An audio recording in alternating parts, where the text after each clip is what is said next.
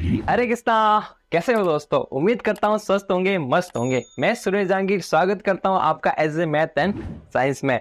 तो दोस्तों, हमने है जो पिछले वीडियो में चैप्टर फर्स्ट को है जो पूरी तरह से कंप्लीट कर लिया है। तो जिस किसी ने भी अभी तक वो वीडियो नहीं देखा है तो मैं है जो डिस्क्रिप्शन में उसका लिंक शेयर कर लूंगा, आप वहां जाके वो वीडियो पूरा देख ले ताकि आपका चैप्टर नंबर फर्स्ट तो हो जाए पूरा कंप्लीट, है ना। और जो भी अभी इस चैनल पे नए हैं और उसने अभी तक चैनल को सब्सक्राइब नहीं किया तो वो प्लीज चैनल को सब्सक्राइब जरूर करें, है ना दोस्तों। चलो, आज हम जो बात करेंगे वो करेंगे चैप्टर नंबर 2 की, जो कि अपना है बहुपद। तो चैप्टर नंबर 2 शुरू करें उससे पहले मैं आपको एक थोड़ी सी ये बता देना चाहता हूँ कि उसके लिए मैं माफी भी मांगना चाहता हूँ कि हमने जो ये वीडियो बनाने में थोड़ा टाइम लगा लिया। वो टाइम इसलिए लग गया क्योंकि हमारे गांव में थोड़ी सी बिजली की प्रॉब्लम होती है, तो वो बिजली ना होने की वजह से मैं वीडियो नहीं बना पाया, उसके लिए सॉरी, है ना। और हम आगे कोशिश करेंगे कि भाई हम वीडियो कंटिन्यू करते रहे, है ना दोस्तों। चलो, हम जो चैप्टर नंबर सेकंड है अपना बहुपद, बहुपद को आपने 9th क्लास में भी पढ़ा है, वो कि वो बहुपद वाला यहाँ है ना। चलो, अब थोड़ी ही बात करते हैं, उसके बाद हम आएंगे अपने एक्सरसाइज 1.1 पे। बहुत ही इजी चैप्टर है, एक तरह से आप कह सकते हो इसको हलवा चैप्टर है ना। और हलवा है जो सभी पसंद करते ही है ना। अपना मैं टॉपिक लिख देता हूं, बहुपद के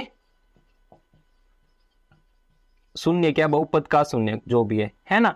तो देखो, अब बहुपद का शून्य का क्या मतलब हुआ कि x की वह वैल्यू जिस पे बहुपद का मान शून्य हो जाए, मतलब px का मान शून्य हो जाए। जैसे मैंने मान लिया px बराबर है ना x माइनस 5। अब मैं x की क्या वैल्यू रखूं कि यहाँ बराबर में 0 आ जाए, है ना। तो आपको पता है कि यहाँ x की वैल्यू अगर मैं 5 रखूं, x बराबर क्या रखूं मैं 5, तो ये एक तरह से क्या आ जाएगा, px बराबर 5 माइनस 5 बराबर 0। तो px की वैल्यू कितनी आ गई, 0 आ गई। तो यहाँ जो अगर बहुपद का शून्य का आएगा ना, वो कितना आएगा, बहुपद का शून्य x बराबर 5, है ना। अब इसको उल्टा, अगर कोई, ये तो सिंपल सी इक्वेशन है, अगर हार्ड इक्वेशन आ जाए उसको निकालना, तो हम क्या करते हैं, px को बराबर 0 में रख कर करते हैं। जैसे मैंने यहाँ रख दिया 0 बराबर x माइनस 5, तो ये 5 इधर आएगा, है ना। तो ये माइनस का है तो यहाँ प्लस का हो जाएगा, तो यहाँ क्या आ जाएगा, 5 बराबर x। बात तो वो हो रही, यहाँ भी अपने को सीधा x बराबर 5 आ रहा है और इधर भी x बराबर 5 आ रहा है। तो इस तरह से हम दो तरीके से निकाल सकते हैं। अब इसको हमें थोड़ा सा ग्राफ के माध्यम से समझे तो बहुत, ग्राफ में अगर जैसे आपको पता है ये क्या होता है, वाई एक्स होता है, और ये वाला क्या होता है, एक्स एक्स होता है। इसको मैंने एक्स लिख दिया, यहाँ वाई लिख दिया। यहाँ पर अपने नेगेटिव वाले वाई एक्स के मान आते हैं और यहाँ पर नेगेटिव वाले एक्स एक्स के मान आते हैं, है ना। जैसे मैंने एक समीकरण बनाया, वाई बराबर एक्स प्लस 5 या एक्स माइनस 5 ले लेते हैं, अपना माइनस वाला चल रहा था। यहाँ अपने को क्या मिला था, एक्स बराबर प्लस के 5, x बराबर प्लस के 5 आए तभी ये बहुपद शून्य हो जाएगा। तो x बराबर प्लस के 5 आए तो y बराबर कितना है अपना 0। तो यहां पर हम रखे तो ये 1 2 3 4 5 है ना। x की वैल्यू तो कितना है, 5 है, ये x की वैल्यू 5 है और y की वैल्यू शून्य है। तो मतलब जो y है ना, x अक्ष पे पूरा शून्य होता है, और जो x है जो y अक्ष पे शून्य होता है। तो इसका मतलब ये पॉइंट कहाँ आएगा, यहाँ पर। तो अपने जो इसकी जो समीकरण आएगी ना, वो कहीं से भी जाए, कैसे भी समीकरण बनाए, वो इस बिंदु से होके जाएगी ही जाएगी। जैसे मैंने इसको ऐसे कर दिया ना, ये ऐसे, तो ये इस बिंदु से होके जाएगी जाएगी।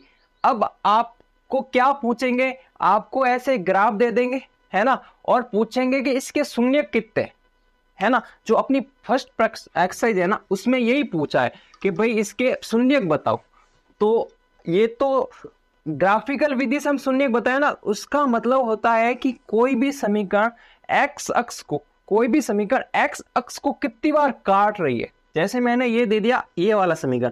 अब आप बोलोगे सर ये काट तो 2 बार रही है, लेकिन एक्स अक्ष को कितनी बार काट रही है, एक्स अक्ष तो ये है ना अपना, और वाई अक्ष ये है, तो एक्स अक्ष को तो यहाँ एक बार ही काट रही है। तो इसका मतलब यहाँ शून्य एक ही होगा। शून्य का मतलब हो गया एक्स का मान, तो यहाँ पर x का मान एक ही ऐसा x का मान आएगा जहां y बराबर 0 आएगा। देख लो आप समीकरण, इससे ग्राफ से समझ लीजिए। यहाँ अगर मैं x का मान कुछ भी रखूं तो y बराबर 0 हो रहा है, अगर यहाँ रखूं x का मान तो y बराबर कुछ तो हो रहा है ना, यहाँ जैसे ये आएगा सामने इस तरह से।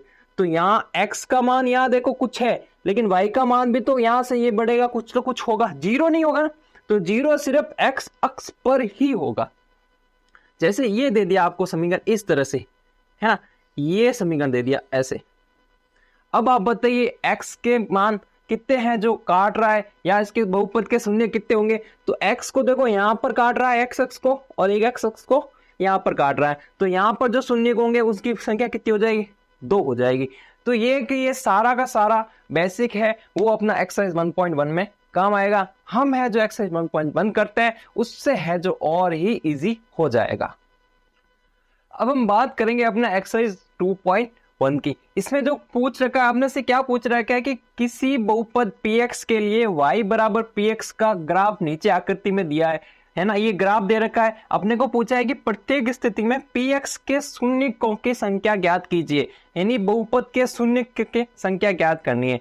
तो हमने थोड़ी देर पहले ही बात की थी, शून्य क्या होता है कि भाई जो x अक्ष को जितनी बार समीकरण का जो ग्राफ काटेगा ना वही उसका शून्य होता है। अब देखो, अब एग्जाम्पल या जो क्वेश्चन देखते हैं हम, अपना पहला क्वेश्चन ये ऐसा दे रखा है ग्राफ में, उसमें देखो ये तो अपना है x अक्ष और ये है y अक्ष। हमने बात की थी कि भाई x अक्ष को काटना चाहिए और वो जितनी बार काटेगा वही उसका शून्य होगा, है ना।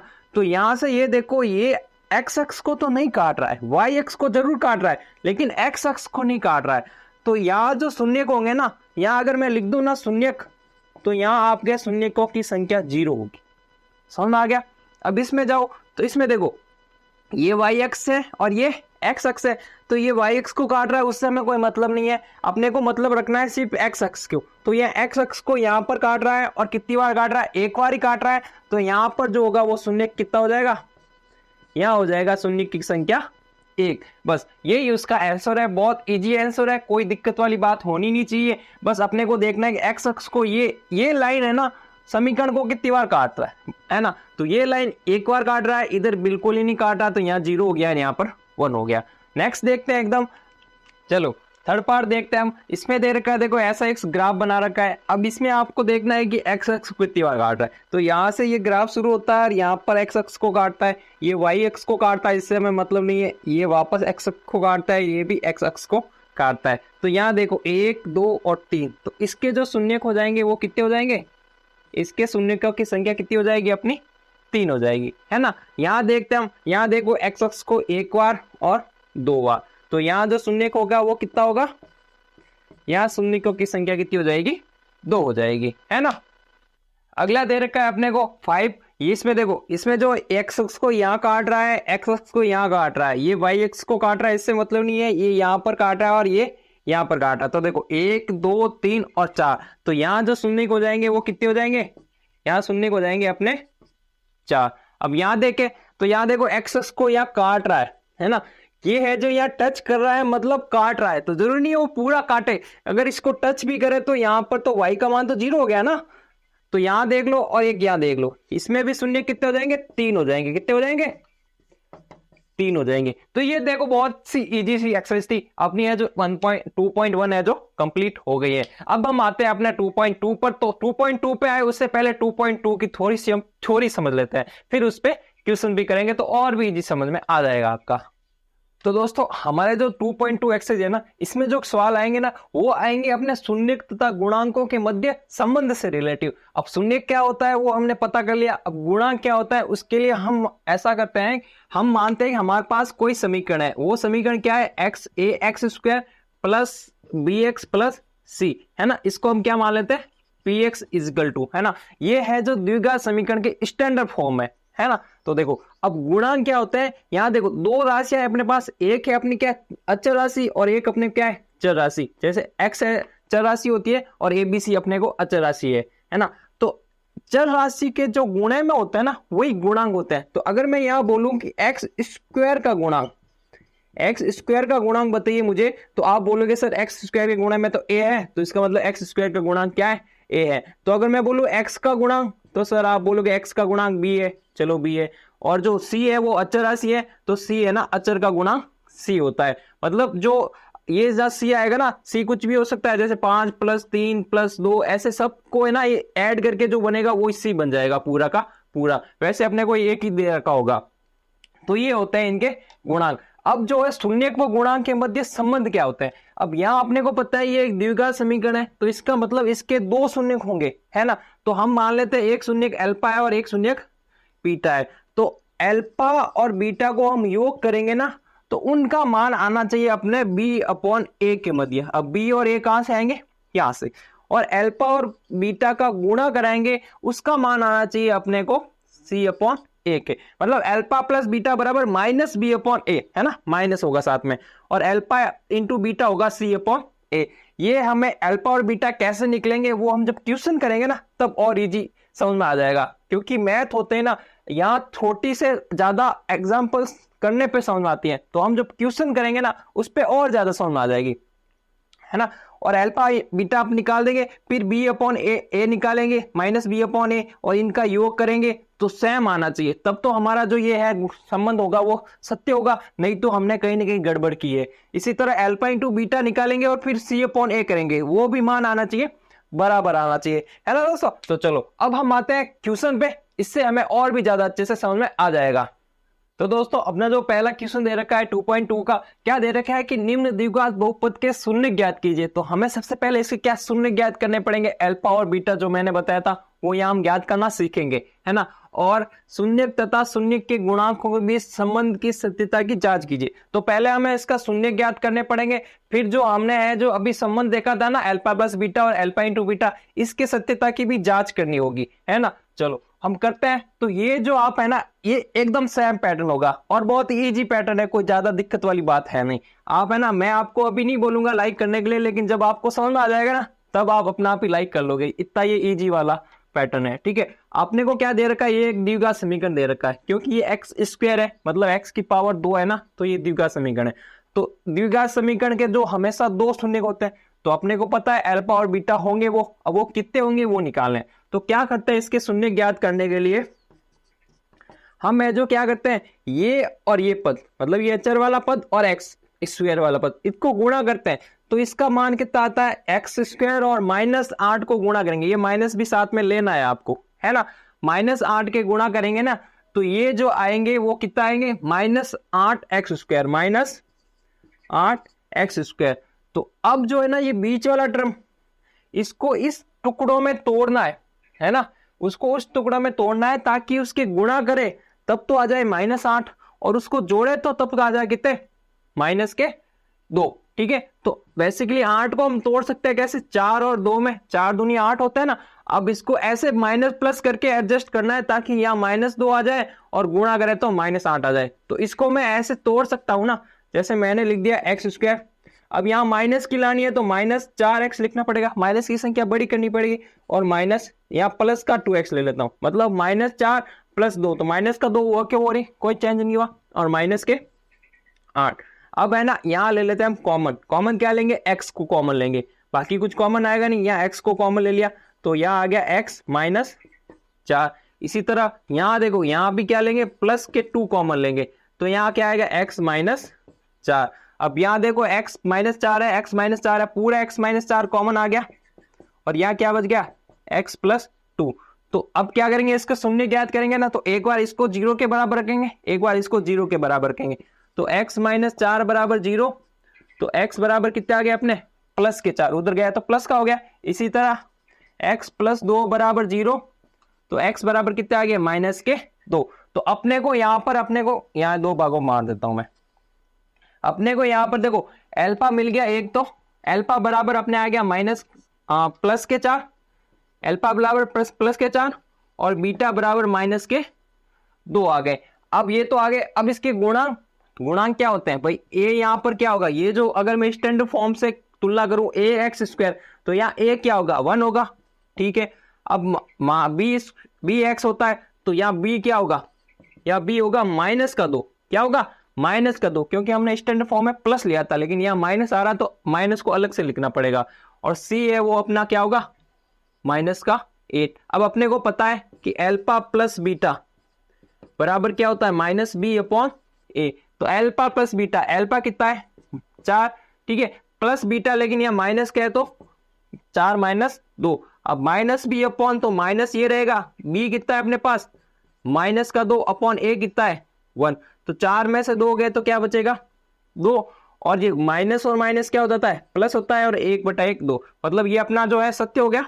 यही हमें जांच करनी थी, भाई सत्यता की जांच करनी थी, यही हमने जांच कर दिया। अब दूसरा आता है अल्फा इंटू बीटा बराबर क्या होता है, C/A, है ना। तो अल्फा इंटू बीटा कितना, अल्फा है 4, बीटा कितना है -2 बराबर C कितना है अपने पास -8, है ना। यहाँ माइनस है नहीं तो पूरा -8 बटा A अपना 1 ही है, तो ये 4 दूनी 8 होता है, वो भी कितना -8 बराबर ये -8 है अपॉन 8 भी क्या होता है -8, तो ये भी क्या आ गया अपने पास बराबर आ गया। तो इस तरह से हमने है जो ये सिद्ध कर दिया। अब देखो आ गया ना समझ में, बस क्या करना है अपने को, सिर्फ एक तो अल्फा निकालना है, एक बीटा निकालना है, बाकी अपने गुणांक इसमें दे रखे होते हैं, बस अपने को गुणांक और अल्फा प्लस बीटा -B/A और अल्फा इंटू बीटा C/A इसको करते हैं, और ये बराबर आएंगे, और ये हमें सत्यता सिद्ध करनी है, और इस तरह से ये हो गया अपना सिद्ध, है ना। चलो और नेक्स्ट करते हैं, और अच्छे से समझ में आ जाएगा। तब तक आप इसका शायद स्क्रीनशॉट ले लीजिए, या फिर आपको नोट करना है तो नोट भी कर लीजिए। देखो दोस्तों अगला सवाल दे रखा है अपने को 4s² - 4s+1। यहाँ आपको s देख के डरना नहीं है, जैसे x है वैसे s है, कोई बड़ी बात नहीं है। आपको a से z के यहाँ से कुछ भी दे सकता है, आप क्या x से फैमिलियर होता है ना, इसलिए आपको देख के लगता है कि यार s क्या आ गया, वही x है जो s है, ठीक है। अब इसका जो पैटर्न है ना, वो पैटर्न क्या है, अपने को पहले क्या ज्ञात करना पड़ेगा, अल्फा और बीटा, है ना। फिर अपने को क्या गुणांक अपने को पता है भाई, जैसे a हो जाएगा यहाँ 4, b हो जाएगा अपने -4 और c हो जाएगा 1, ठीक है। फिर अल्फा प्लस बीटा निकालना होगा जो की वैल्यू आएगी -B/A के, फिर अल्फा इंटू बीटा निकालना होगा जो की वैल्यू आएगी अपनी C/A पे। चलो तो हम निकालते हैं पहले अल्फा और बीटा का मान, है ना। अब देखो 4s है ना, इसको हमने ऐसे टुकड़ों में तोड़ना है ताकि इन दोनों के गुणे के बराबर आ जाए। जैसे 1 और 4 तो एक ही होता है, तो अपने को पता है कि भाई 4 को हम ऐसे 2 × 2 के तोड़ सकते हैं, है ना। अब यहाँ -2 लाने, क्यों -2 लेंगे, क्योंकि यहाँ -4 है ना, तो -2 और -2 कितने होता है, -4 होता है। चलो इसको मैंने ऐसे तोड़ दिया, -2s। अब देखो -2 इंटू -2 तो 4 होते हैं, प्लस के 4 हो जाएंगे, और s इंटू s² हो जाएंगे +1। अब यहाँ मैंने 2s कॉमन ले लिया, है ना, 2s कॉमन ले लिया, तो पीछे क्या बचा 2s - 1। यहाँ मैंने -1 कॉमन ले लिया, -1 कॉमन इसलिए लिया क्योंकि अपने को बीच में माइनस लेना है। अगर यहाँ माइनस नहीं लेंगे तो यहाँ प्लस आएगा, यहाँ प्लस आएगा, जो अपना मैथ नहीं होगा, इसलिए हमने -1 कॉमन ले लिया। तो यहाँ -1 कॉमन ले लिया तो माइनस तो चला गया कॉमन, और पीछे 2s बचा, और यहाँ प्लस का हो गया माइनस और 1 का 1। तो अब यहाँ देखो 2s - 1 आ गया और 2s - 1, तो अल्फा बराबर बीटा ही आएगा, क्योंकि ये और ये सेम है। और वो क्या आएंगे, वो आएंगे अपने को, देखो 2s - 1 को 0 के बराबर रखेंगे, तो वो क्या आएगा, देखो 2s - 1 बराबर क्या रखा मैंने, 0 रखा। तो एक बार यहाँ नहीं करके इसको मैं 0 के बराबर रखता हूँ, ठीक है। तो 2s - 1 -1 उधर जाएगा तो प्लस का 1 हो जाएगा, और 2s बराबर 1 हो जाएगा, तो s बराबर क्या हो जाएगा अपना 1/2, और यही अल्फा होगा और यही बीटा होगा, इसको बराबर रखते हैं। तो अल्फा और बीटा का वैल्यू अपने पास क्या आ गया 1/2। अब है इसकी गुणांक निकाल देते हैं, तो a आएगा अपने पास 4 क्योंकि यहाँ 4 है, b आएगा अपने पास -4 क्योंकि यहाँ -4 है, और c आएगा अपने पास 1, यहाँ 1 है। अब निकालना है अपना अल्फा प्लस बीटा, तो बराबर क्या होता है -B/A। तो अल्फा प्लस बीटा, जितना अल्फा है उतना ही बीटा है, तो 1/2 प्लस 1/2, ठीक है। अब माइनस का b, तो माइनस तो फॉर्मूले में है, और b कितना है -4 है, अपॉन a कितना है 4 है। तो देखो 1/2 है प्लस 1/2, मतलब आधा और आधा कितना होता है 1 होता है, तो ये हो गया 1 बराबर। अब 4/4 1 होता है, और माइनस माइनस प्लस हो गया, तो ये अपना सिद्ध हो गया।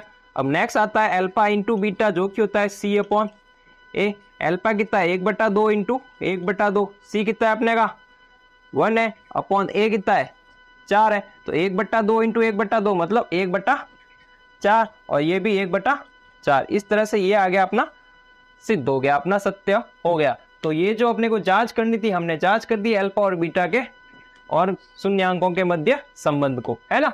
आप इसको नोट कर लीजिए, और नेक्स्ट करते हैं, और समझ में आ जाएगा। ये क्वेश्चन सब ऐसे ही होने हैं। चलो अगला क्वेश्चन आ रहा है अपना 6x² माइनस 3 माइनस के 7x। तो इसको हम थोड़ा सा पहले एडजस्ट कर लेते हैं। एडजस्ट कैसे करेंगे कि 6x² माइनस के 7 है ना, हम बीच में लिखेंगे और माइनस के 3, क्योंकि अपना स्टैंडर्ड फॉर्म इस रूप से होती है ना। अब अपने को क्या करना है कि इसको तोड़ना है। तो कैसे तोड़ेंगे, 6 इंटू 3 कितना होता है 18, और उसको ऐसे तोड़े ना 18 को कि भाई जोड़े तो 7 आ जाए, ऐसा कुछ करे। तो मैं माइनस के 9 और प्लस के 2 ले रहा हूं, है ना। 9 दूनी 18 होता है, और इसको तोड़ेंगे ना तो इस तरह से आ जाएगा अपना 6x² माइनस के 9x और प्लस के 2x माइनस के 3, है ना। अब इसको हमने ले लिया, 3 को कॉमन ले लिया तो 6x आ गया, और इधर माइनस के 3 आ गए, ठीक है। और प्लस का मैंने 1 ले लिया तो 2x माइनस के 3। अब यहां देखो एक अपने पास बन रहा है, यहाँ 3x होगा, 3x प्लस 1, और एक आ रहा अपना 6x माइनस 3, ठीक है। 6 नहीं, सॉरी, यहाँ 2 आ जाएगा ना, यहाँ 2। अब देखो, अब अपने पास एक आ रहा है ये 3x प्लस 1, और एक आ रहा है 2x माइनस 3। तो 3x प्लस 1 को हमने 0 रखा, तो अपने पास जो x की वैल्यू आएगी ना वो कितनी आ जाएगी, देखो एक उधर चला जाएगा तो माइनस का 1 हो जाएगा, और 3 आ जाएंगे बट्टे में। तो ये कि ये अपनी क्या होगी, अल्फा की वैल्यू। अब इसी तरह हम बीटा की निकाले, तो 2x माइनस 3 बराबर 0 रख दिया, तो 3 उधर जाएगा तो प्लस का 3 हो जाएगा, है ना।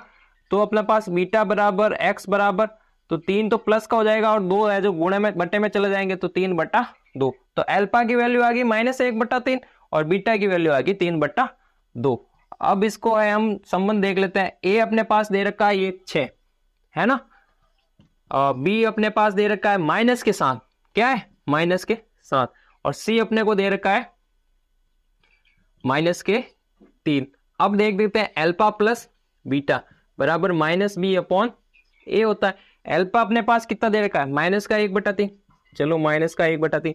बीटा कितना दे रखा है 3/2, ठीक है। बराबर क्या करना है अपने को, माइनस के 7/6, ठीक है। तो इसका जो मैंने लसब ले लिया कितना आ गया, 6 आ गया, 3 दूनी 6। अब 3 का भाग 6 में गया, 2 बार गया, और 2 को 1 से गुना किया तो 2 ही आ गया, ठीक है। प्लस 2 का भाग 6 में गया, 3 बार गया, और 3 को 3 से गुना किया तो 9 आ गया, और ये तो माइनस माइनस हो गया प्लस 7/6। अब ये देखो 2 है माइनस के और 9 है प्लस के, तो पीछे क्या बचेंगे प्लस के 7, तो प्लस के 7/6 बराबर 7/6। ये आ गया अपना संबंध। नेक्स्ट देख देते हैं अल्फा इंटू बीटा, वो आता है अपना c/a के वैल्यू में, ठीक है। तो अल्फा कितना दे रखा है अपने को -1/3, बीटा कितना दे रखा है 3/2, बराबर क्या आना अपना c कितना है माइनस का 3, और a कितना है अपने का 6। तो 1 इंटू 3 तो कितना होता है 3 होता है, आपको पता है। 3 इंटू 2 कितना होता है 6 होता है, और माइनस इंटू प्लस माइनस हो जाएगा, वही यहाँ पर 3/6 हो जाएंगे माइनस के। तो ये भी अपने क्या हो गया, सिद्ध हो गया, है ना। आया ना समझ में। बस कुछ नहीं करना, आपको एक अल्फा बीटा निकाल दिया, फिर a/b की फॉर्म में निकालना है, और b-b/a निकालना है, और c/a निकालना है। इतनी सी बात है, कोई दिक्कत वाली बात ही नहीं है। चलो नेक्स्ट देखते हैं।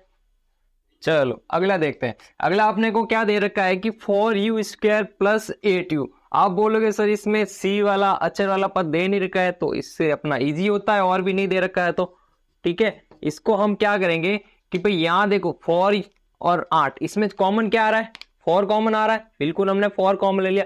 अब u², इसमें हमने क्या ले लिया u कॉमन ले लिया, तो पीछे क्या बचा u बचा। यहाँ तो 4u² में 4u तो कॉमन ले लिया, और प्लस यहाँ 8 में 4 भाग देंगे तो 2, यानी 2 ही बचेगा। तो इस तरह से अपने देखो 4u बराबर क्या आ गया 0, तो u बराबर भी क्या आ गया 0। ये अपनी किसकी वैल्यू आ गई अल्फा की, सीधी की सीधी। और दूसरा अपना u प्लस 2 बराबर 0, तो u बराबर क्या आ गया -2, और ये किसकी आ गई अपनी वैल्यू बीटा की, ठीक है। तो ये और सिंपल हो गया। अब यहाँ अपने को a निकालना है, तो a अपने पास 4 है, b निकालना तो b अपने पास 8 है। आप बोलोगे c, तो सर c है ही नहीं, 0 है, ठीक है। तो अल्फा प्लस बीटा वो किसकी वैल्यू होती है -b/a की। तो अल्फा प्लस बीटा, तो अल्फा कितना है -2 या 0 ले लो, आप कोई भी लो, अल्फा 0, ठीक है। और बीटा कितना है -2, ये बीटा की वैल्यू है और ये अल्फा की वैल्यू है, तो ये -2 बराबर बी कितना है अपने को 8 और माइनस का फॉर्मूला वाला अपॉन 4, तो ये भी कितना आएगा -2, तो ये -2 और ये -2 आ गया बराबर। नेक्स्ट हम लेते हैं अल्फा इंटू बीटा, वो किसके बराबर आना चाहिए अपने को, c अपॉन a के बराबर। तो अल्फा तो अपने पास 0 है इंटू -2 और c अपने पास 0 है अपॉन के 4, तो ये 0 इंटू -2 0 होता है और 0 में 4 का भाग दे तो 0 होता है। बस ये भी अपने का क्या हो गया, सिद्ध हो गया। बस ये बहुत इजी सवाल था, कोई दिक्कत वाली बात ही नहीं है। नेक्स्ट आते हैं हम, अगला दे रखा है अपना देखो t² - 15, ठीक है। तो इसको हम कैसे हल करेंगे, तो हमने क्या कर दिया देखो t² बराबर 15 हो जाएगा, क्योंकि ये बराबर में 0 लिखते हैं तो माइनस के 15 उधर जाएंगे तो प्लस के 15, तो t बराबर क्या हो जाएगा, अभी ये स्क्वायर है उधर जाएगा तो 15 किस में चला जाएगा, रूट में चला जाएगा। अब यहाँ पर क्या आएगा, प्लस और माइनस आएगा। इस बात का ध्यान रखना, ये क्यों आता है, क्योंकि अगर मैं देखो √15 प्लस में लूं उसका स्क्वायर करूं तो भी 15 आएगा, और √15 माइनस √15 लूं उसका स्क्वायर करूं तो भी प्लस में आएगा। तो मतलब अब जब किसी भी है ना रूट को उधर ले जाए ना तो हमेशा वो प्लस माइनस दोनों वैल्यू देता है ना। तो इसमें जो t की वैल्यू आ गई प्लस के √15 और माइनस के √15, तो यहां पर अल्फा ले गए तो 1 हो जाएगा प्लस के √15 और बीटा हो जाएगा अपने माइनस के √15। बस अब क्या करना है अपने को, a अपने को क्या दे रखा है 1 दे रखा है, चलो b अपने को कुछ दे नहीं रखा है तो 0 हो जाएगा, और c अपने को क्या दे रखा है माइनस के 15। आगे ना समझ में, क्योंकि यहाँ पर जो x गुणांक वाला कुछ है ही नहीं तो b हो गया 0। अब अल्फा प्लस बीटा बराबर क्या होता है -b अपॉन a, तो अल्फा कितना है अपने पास √15 और प्लस बीटा तो मतलब बीटा कितना है माइनस के √15, तो ये तो आपस में कट गए तो 0 हो गए, और b भी 0 है तो इसके बट्टे में कुछ भी रखो तो 0 हो गए, तो ये भी हो गया अपना सिर्फ। नेक्स्ट आता है अल्फा इंटू बीटा बराबर क्या होता है c अपॉन a, तो अल्फा इंटू बीटा कितना है, अल्फा तो है अपना 15 और इंटू माइनस के √15 बराबर क्या आना चाहिए अपने को, c कितना है अपने पास माइनस के 15 और a कितना है अपने पास 1, तो 15 इंटू 15 √15 इंटू √15 तो कितना होता है 15 होता है, और प्लस इंटू माइनस क्या होता है माइनस होता है, और यही अपने यहाँ आ रहा है। तो बस ये भी क्या हो गया अपना सिद्ध हो गया, है ना। चलो इजी है। अब एक लास्ट बचा है इसका, अब जो लास्ट बचा है वो क्या है 3x² - x माइनस का 4। इसका मतलब क्या हुआ कि भाई 3 और 4 को गुणा करें तो कितना आता है 12, और गुणा करें तो 12 आना चाहिए, जोड़े तो 3 आना, मतलब माइनस का x आना चाहिए, ठीक है। तो अगर मैं 12 को तोड़ू तो क्या होता है 3 और 4 का ही होता है गुणांक, ठीक है। तो 4 में से 3 गया तो क्या बचेगा 1 ही बचेगा, तो हम यहाँ 3 और 4 ही ले लेते हैं 3x²। अब यह माइनस का लेना है इसलिए माइनस के 4x लेने पड़ेंगे हमें, और प्लस के 3x, ठीक है, और माइनस का 4। अब मैंने यहाँ पर देखो 3x और 4x, इसमें कॉमन क्या आ रहा है x ही आ रहा है, बाकी कुछ आएगा नहीं, तो यहाँ 3x बच जाएगा, या माइनस के 4 बच जाएंगे। यहाँ देखो 3x और माइनस के 4, इसमें कुछ नहीं आ रहा तो एक कॉमन आ गया 3x माइनस के 4। अब यहाँ बच गया देखो x + 1 और दूसरा बच गया 3x, या स्क्वायर नहीं x आएगा 3x माइनस के 4, है ना। अब देखो अब एक ये हो गया और एक ये हो गया, एक बार इसको 0 के बराबर रखेंगे, एक बार इसको 0 के बराबर रखेंगे। तो हमने रखा x + 1 बराबर 0, तो x बराबर क्या आ गया -1, और यही किसकी वैल्यू होती है अपनी अल्फा की वैल्यू होती है। चलो, और दूसरा रखा अपना 3x माइनस के 4 बराबर 0, तो 3x माइनस के 4 माइनस के 4 उधर जाएंगे तो क्या हो गया प्लस के 4 हो जाएंगे, फिर 3x गुणे में तो 3 चला जाएंगे बट्टे में, तो x बराबर क्या हो जाएंगे 4/3, और यही किसकी वैल्यू होती है अपनी बीटा की वैल्यू होती है। चलो नेक्स्ट निकाल दो अपने a कितना दे रखा है अपने को 3, b कितना दे रखा है अपने को माइनस का 1, और c कितना दे रखा है अपने को माइनस का 4, ठीक है। तो अल्फा प्लस बीटा कर लो और -b अपॉन a कर लो, तो अल्फा कितना है -1 और बीटा कितना है 4/3, तो -1 + 4/3, और b कितना है अपने पास -1 और a कितना है 3। अब माइनस इसका और माइनस इसका दोनों याद रखना माइनस लेने अपने को, ठीक है ना। तो देखो यहाँ मैंने लसअप ले लिया 3, तो 3 को -1 से गुणा किया तो -3 और प्लस के 4, या माइनस और माइनस हो गया प्लस का 1/3, और -3 में से प्लस के 4 जोड़ोगे घटाओगे जो भी 1 का बचेगा तो वो आ गया अपना 1/3, ये आ गया अपना सेम। नेक्स्ट आता है अल्फा इंटू बीटा, ठीक है, उसको किसके बराबर रखना होता है, C/A के बराबर। तो अल्फा कितना है अपना पास, -1, चलो -1 ले लिया। बीटा कितना है अपने पास, 4/3। सी कितना है अपने पास, -4, और ए कितना है अपने पास, 3। तो 1 को 4 से गुणा करोगे तो 4 ही आएगा, और 3 को बट्टे में 1 है तो 1 से गुणा करोगे तो 3 ही आएगा। अब यह माइनस का भी तो चिन्ह है, और इधर भी माइनस का 4/3, तो आ गया ना सैम। बस इस तरह से ये जो अपना क्वेश्चन फर्स्ट था ना, कंप्लीट हो गया। उम्मीद करता हूँ कि आपको ये क्वेश्चन बहुत अच्छे समझ में आ गया, क्योंकि ये कुछ था नहीं, बस एक पैटर्न था, उसको फॉलो करना होता है और बराबर इसको सिद्ध करना होता है। चलो अब हम देखते हैं क्वेश्चन नंबर 2। चलो अब अपना अगला क्वेश्चन क्या पूछ रहा है कि एक द्विघात बहुपद ज्ञात कीजिए जिसके शून्यांकों के योग तथा गुणनफल क्रमशः दी गई संख्या है। अब अपने को क्या करना है, भाई बहुपद वाला समीकरण ज्ञात करना है। उसका हमें क्या दे रखा है, यहाँ पर शून्यांकों का योग दे रखा है और शून्यांकों का गुणनफल दे रखा है। मतलब हमें अल्फा प्लस बीटा दे रखा है और अल्फा इंटू बीटा दे रखा है, उससे हमें है जो समीकरण ज्ञात करना है।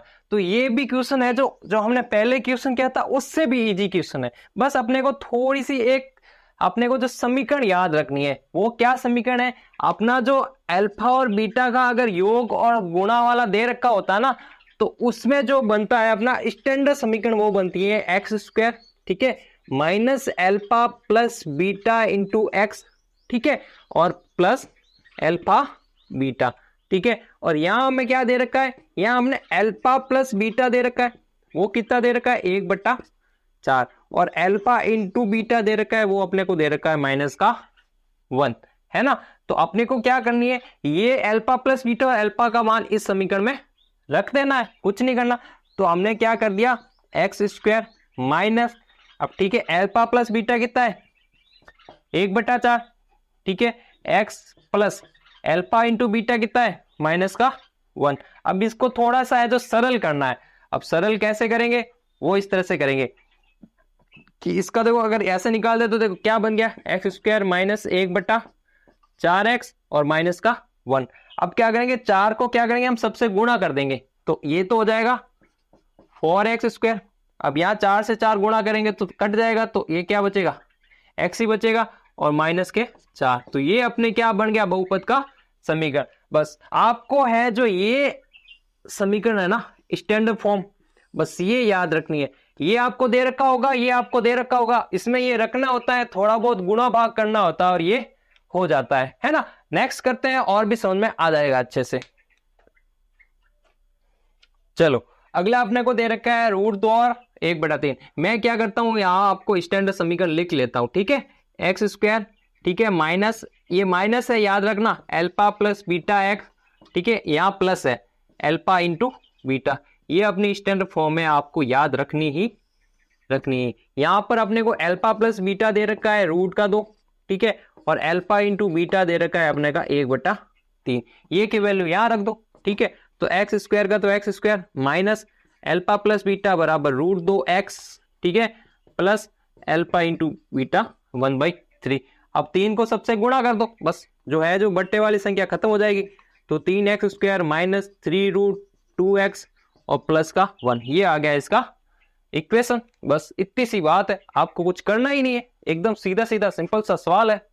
अगला दे रखा है अपना को अल्फा प्लस बीटा तो 0 दे रखा है और अल्फा इंटू बीटा √5 दे रखा है। बस इसमें रख दो, अल्फा प्लस बीटा बराबर क्या दे रखा है, 0, और अल्फा बीटा बराबर क्या दे रखा है, √5 दे रखा है।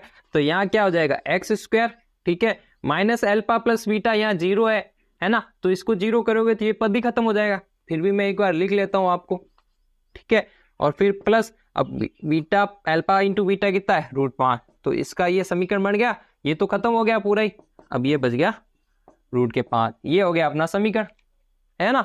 चलो नेक्स्ट देख लेते हैं फटाफट।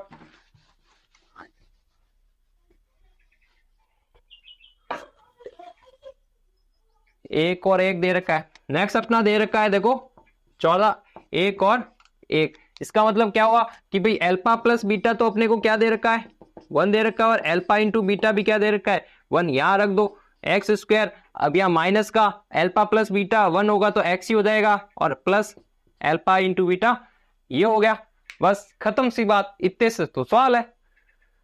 चलो पांचवा सवाल दे रखा है अपने को -1/4 और प्लस के 1/4, मतलब अल्फा प्लस बीटा तो क्या दे रखा है, माइनस का 1/4, और अल्फा बीटा क्या दे रखा है, 1/4, है ना। यहाँ रख दो, बस कुछ नहीं करना है। यहाँ x² का x², ठीक है, माइनस माइनस, और ये 1/4 माइनस के 1/4, x का x प्लस 1/4। अब इसको क्या है, 4 को सारों को गुणा कर दो, तो ये बन जाएगा 4x² माइनस x प्लस का 1। ये हो गया अपना समीकरण, है ना। चलो अब एक लास्ट बचा है अपने का, एक लास्ट दे रखा है अपने का, क्या क्वेश्चन 6 दे रखा है 4 और 1, है ना। 4 और 1 मतलब क्या हुआ, अल्फा और बीटा की वैल्यू दे रखी है, अल्फा प्लस बीटा की वैल्यू दे रखी है 4, और अल्फा इंटू बीटा की वैल्यू दे रखी है 1। ये समीकरण में रखना है, सीधा सा रख देते हैं x², ठीक है, माइनस ये 4x, ठीक है, प्लस का 1 का 1, बस ये अपना हो गया बहुपद का समीकरण। आया समझ में? उम्मीद करता हूं आपको बहुत ही अच्छे से मैंने समझाने की कोशिश की और आपको भी बहुत अच्छे से समझ में आया होगा, है ना। कुछ नहीं है, बहुत इजी एक्सरसाइज है, एक सिंपल सा पैटर्न फॉलो होता है और जो है बिल्कुल आसानी से सवाल हल हो जाते हैं। जो हार्ड सवाल थे वो आपके सिलेबस से हटा दिए गए हैं, तो इस बार इसमें दिक्कत वाली बात है ना, ये एकदम बिल्कुल फोगट के नंबर है, मुफ्त के नंबर है ना। आपको ये एक्सरसाइज करनी ही करनी है, ऐसे ऐसे एक्सरसाइज छोड़ोगे ना तो आपके है जो बहुत लॉस हो जाएगा। और इस बार जो मैं बताऊं ना, जो मैथ का सिलेबस आपके बना है ना नया वाला, बिल्कुल इजी सिलेबस है। इसमें आप है तो 100 में से 100 नंबर आराम से प्राप्त कर सकते हैं, कोई बड़ी बात नहीं है। थोड़ा सा आपको एफर्ट लगाना पड़ेगा और 100 में से 100 आ जाएंगे। तो आप है जो मैथ को इंटरेस्ट के साथ पढ़ते रहिए, और जो है मैं अपनी कोशिश करूंगा कि और भी अच्छे से आपको इंटरेस्ट दिला पाऊं, है ना। तो चलो दोस्तों, हमने है जो आज चैप्टर पूरा 2 है जो पूरा खत्म कर दिया है, ठीक है। नेक्स्ट वीडियो हम चैप्टर 3 की बात करेंगे। थोड़ा वीडियो लंबा हुआ होगा, लेकिन कोशिश की कि हमने एक ही वीडियो में पूरा चैप्टर खत्म कर दिया है ना दोस्तों। तो आपको है जो ये कैसा लगा वीडियो, प्लीज कमेंट करके जरूर बताइएगा। वीडियो को लाइक कीजिएगा, शेयर कीजिएगा, और जिन्होंने भी अभी तक है जो सब्सक्राइब नहीं किया है तो वो प्लीज सब्सक्राइब जरूर करें, है ना दोस्तों। तो ठीक है दोस्तों, thank you so much, take care, bye bye, धन्यवाद।